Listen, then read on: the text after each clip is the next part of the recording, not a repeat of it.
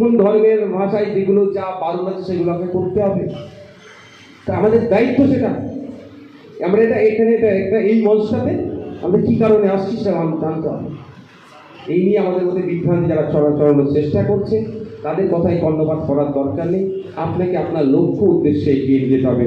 হ্যাঁ, আমরা এটাকে লাগিয়ে পেশ করেছি, না লাগালে তার হাত কেটে নেবো, কেউ যদি লাগায় তার হাত কেটে নেবো, না লাগালে আপনার কি বলে, যেমন লাগালে হাত কেটে নেবো আমরা বলছি না, আর না লাগালে ওর বিরুদ্ধে এটাও বলবো না।